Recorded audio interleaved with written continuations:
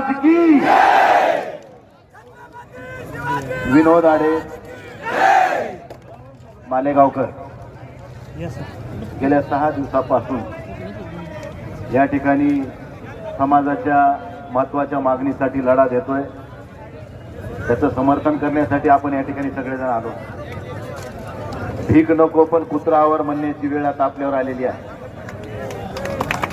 आपण काही दान मागत नाहीये, आपण आपला हक्क मागतो। एकाच माईचे 2 लेकरं, एकाला 1 न्याय आणि एकाला 1 न्याय, असं कसं होऊ शकतं?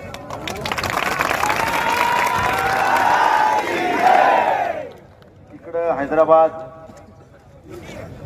गॅजेटमध्ये जर त्या भागामधल्या आपल्या समाजाला एसटीचं आरक्षण मिळत असेल तर मग आम्ही त्याच्यापासून वंचित का? कारण आम्ही देखील पूर्वी हैदराबादमध्येच होतो। मग मराठा समाज असो का ह्या राज्यात राहणारा, मराठवाड्यात राहणारा प्रत्येक समाज हा पूर्वी हैदराबाद मध्ये आपल्या निजाम काळामध्ये आपण त्या विभागात होतो। नंतर आपण 1956 मध्ये बिनशर्त आपण महाराष्ट्रात सहभागी झालो।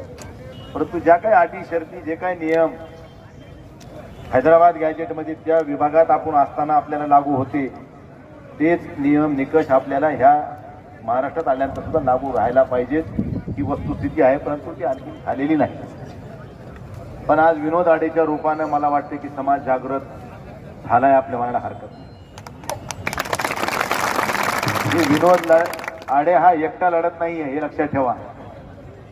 विनोद आडे म्हणजे हा बंजारा समाज लढतो, हे लक्षात ठेवा सगळेजण। नाही तर आमचं काय झालंय, शिवाजी महाराज सगळ्याला जन्माला यावं वाटतात, पण शेजाऱ्याच्या घरात आपल्या नको। त्यामुळे आपण सगळ्यांनी भूमिका आता एक घेतली पाहिजे की विनोद आडे हा लढतोय, की विनोद आडे नाही लढत, मी लढतोय। जोपर्यंत ही मी उराशी भावना बाळगणार नाही तोपर्यंत लढा यशस्वी होणार नाही। आणि म्हणून बंजारा समाजाला एसटी मध्ये समाविष्ट करावं।